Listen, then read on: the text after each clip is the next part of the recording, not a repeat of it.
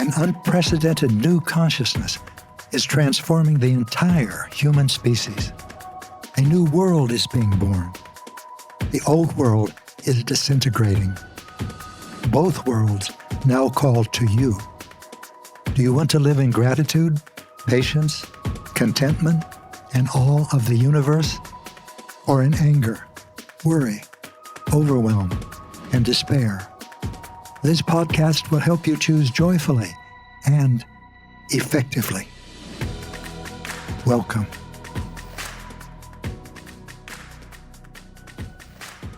This may be one of the most common questions that I hear. What about boundaries? Do we need to protect ourselves from others emotionally? Doesn't that require boundaries? No. No, you don't need boundaries to protect yourself emotionally. In fact, when you create boundaries, you're going in the opposite direction. Love doesn't have boundaries. Love includes. Fear has boundaries. Fear says, stay over there, I'm going to stay over here, and I'm going to feel better about it while you're over there and I'm over here. But do you really? When you have boundaries, what do those boundaries create? They keep people at a distance. Do you enjoy being at a distance? Or do you enjoy connecting with people? Sharing what's important to you and allowing others to share what's important to them? Well, of course, love is appealing. Sometimes fear is magnetically attractive, and that's where the boundary question comes in. But once you understand where your emotions come from and how they are activated in you, you'll see that asking this question, shouldn't I create boundaries, is barking at the wrong tree. When you say, don't I need boundaries to protect me from other people, you are assuming that other people are the cause of your emotional pain. But they're not, and they never are. And the reason is they can't be. There is no way that anyone can cause you emotional pain. I'll tell you a story about a Chan master that I met once, and he said something that really went right to me in a most opening way. I was talking to him through a translator who was translating what I said into Mandarin. And as we were speaking, the Chan master said, do you have a girlfriend? And I said, I do. And he said, through a translator, you ought to get married. That really set me back. I didn't even know this old Chinese man. Why was he telling me what I ought to do? What did he know about American culture, about American youth, about what did he know? So I told the translator, I'm afraid I can't make the abbot happy about that. And the abbot spoke to the translator in Chinese, and the translator spoke to the abbot, and the abbot spoke to the translator, and the translator said to me, the abbot says, there's nothing you can do to make the abbot happy. I knew what he meant. I knew exactly what he meant. He meant that his happiness doesn't depend on me. It doesn't depend on choices that I make. It doesn't depend upon whether I get married or I don't get married. He was sharing something from his perspective that he felt could be helpful to me. That was all.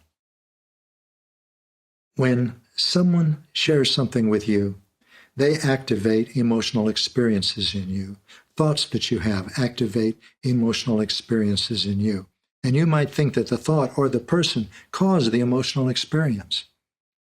But that's not the case. That person activated an interior dynamic in you that was painful in the case of that we're talking about now. Now you might say, wait a minute, that's just not so. My partner was cheating on me, and that hurt. Or my child got cancer, and that hurts a lot. Or my house got foreclosed on, and that hurts. Those three things cause emotional pain. They caused me emotional pain. But they didn't. They activated dynamics in you that are painful to experience. And those painful to experience dynamics are all experiences of parts of your personality that originate in fear. Fear of loss. Fear that you can't live without the person that you thought that you needed in order to be happy, in order to be fulfilled.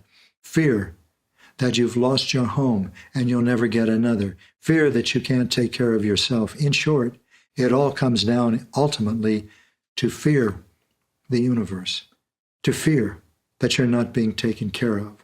but you are at each moment. That's a different story. That's a wonderful story, and we're going to go into that too in another recording. But right now I'm talking about the central understanding, if you're going to become a master in your life, that your emotions do not come from and are not caused by other individuals. They come from an interior dynamic in you. They are freestanding, and that dynamic is activated by others, but that dynamic existed in you before others activated it, and it will continue to exist, and others will activate it in the future until you go to that internal dynamic and change that. For example, suppose you're disappointed because you wanted a relationship and it didn't work out, and it hurt, and you say, she hurt me, or he hurt me. Now ask yourself, have you ever felt this before? And you'll find that you have. Now ask yourself, was the person that just hurt me there the last time I felt this? And you'll see, no. And what about the time before that? Again, no. And what about the time before that? Again, no.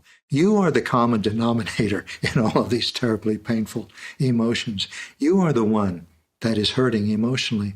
And you're thinking at each time, it's him, it's her, it's her, it's you. And all of these people, him, her, and her, are your spiritual friends. They are showing you parts of your personality that you need to come to terms with, that you need to move beyond the control of before you can experience your full potential, before you can bring it into being. Buddhists call these people good advisors. They don't always show you what's pleasant. They show you sometimes what is very painful. Because when you are in that pain, in that part of your personality, your ability to hear your intuition becomes very small. Your creativity contracts. Your heart shuts down. You're not connected. And you are in a great deal of pain. So what can you do about that? You can look at what you're experiencing when it's activated. For example, if it's an emotion, which is what we're talking about, that's why people say I need a boundary, because I don't want more painful emotional experiences. If it's a painful emotional experience, really see exactly what is hurting. How painful is it? And don't be satisfied with words like I hurt here, I feel heavy, I'm sad, I'm down, I'm depressed, I feel hopeless. That's not emotional awareness. That's emotional illiteracy. Put your attention in parts of your body.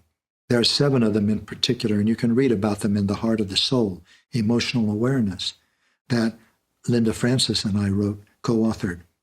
But for now, put your attention in your throat area, your chest area, and your solar plexus area. Look for painful physical sensations, and you'll find them. If you don't find them, keep looking, because they are there. And when you find them, you'll be able to begin to describe them. For example, a painful physical sensation can be stabbing, or burning, or aching, or churning. It can be the size of your chest or the size of a golf ball. It can be located in your neck or on top of your shoulders. It can be in your solar plexus. As you can describe these painful physical sensations, you develop emotional literacy. And when you can do that, then you know exactly what it is you need to challenge. It's not hopelessness, depression, despair. It is these physical sensations, and they come at different times in different ways, in different configurations.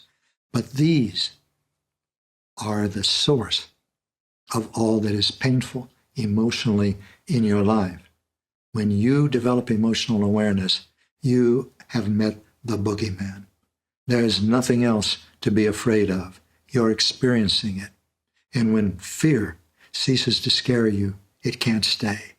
When fear, the painful physical sensations of fear, are known to you, experienced by you, and you can handle them, then you can decide not to act on those painful physical sensations, not to follow the impulse to shout or withdraw emotionally if you're angry, not to get even if you're resentful, not to push people away if you feel superior, or feel compelled to please them and see them smile if you feel inferior. You can choose what you want to do. Now can you see how futile it is to tell someone else, you change, you go over there, you stay on the other side of the boundary? That's the pursuit of external power. You're trying to change the world outside in order to make you feel better or safe. But when you go inside and see for yourself what is causing your pain, when you experience it and you challenge it by not acting on it, by acting instead from a loving part of your personality. For example, if you're angry, acting from a part of your personality that is grateful or appreciative. And in fact, you can do that just as the Buddhists do. You can say to the person who activated this painful, frightened part of your personality, thank you. Oh, thank you. How many more lifetimes would I need to go through acting on this part of my personality, trying to change someone else, to make myself feel better, and all the while, this dynamic in me remains intact, to be activated by the next person, and the next, and the next. Well, there's billions of people on our planet. How many of them can you change? How exhausting is that?